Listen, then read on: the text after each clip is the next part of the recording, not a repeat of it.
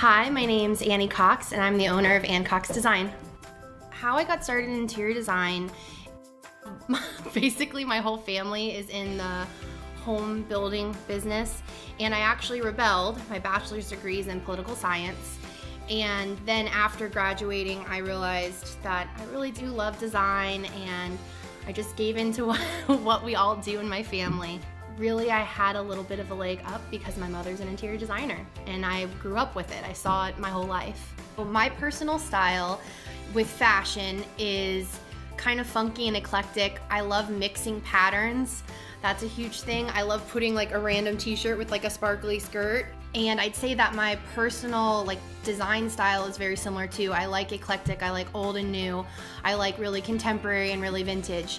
I try to incorporate kind of the unexpected in all of my designs. However, designing for the masses, you have to really design to other people's taste, but I still try to put my personal design spin on it in some way. Maybe just something a little unexpected that the client wouldn't think would go together. I think a common misconception is it's all expensive. Granted, when you're designing a space or reimagining a space, you do need to spend money, but there are ways of doing it that aren't the, most high-end, I guess you'd say.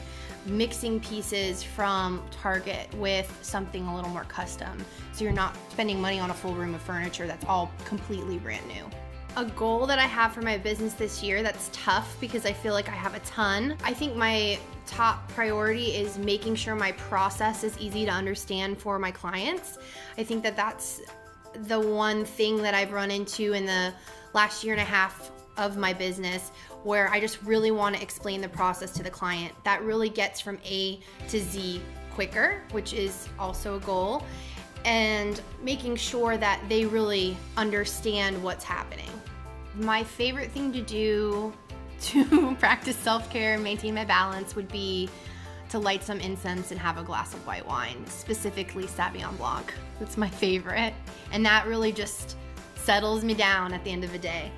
What I did before I started Cox Design was I worked as a bartender server, but what I did with most of my time was I hosted and started a small art gallery in Seminole Heights years ago now, called Epoxy, with 3 of my other great girlfriends, Erin Hart, Sarah Valdez, and Katie Magruder. And we really wanted the community to have an art space that was completely free. And we brought 2 artists together to do the shows, and we often had musical artists come in and play, and it was just such a really nice creative experience that was completely free.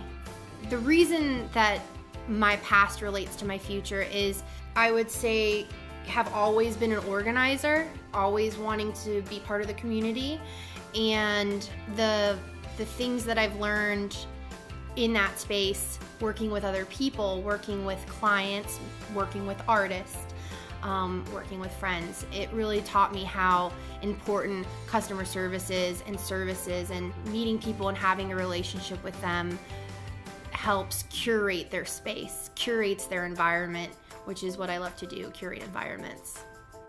The advice I give somebody if they're wanting to start their own business is, first, make sure you're completely passionate about what you really want to do and go all in, because there's really no easy way. You kind of have to jump in head first. There really needs to be that passion there, because even though it's your dream job, there's days that are bad, and running your own business, you're the one that is in full control, so there's only one person to blame. But I would say head first, jump in.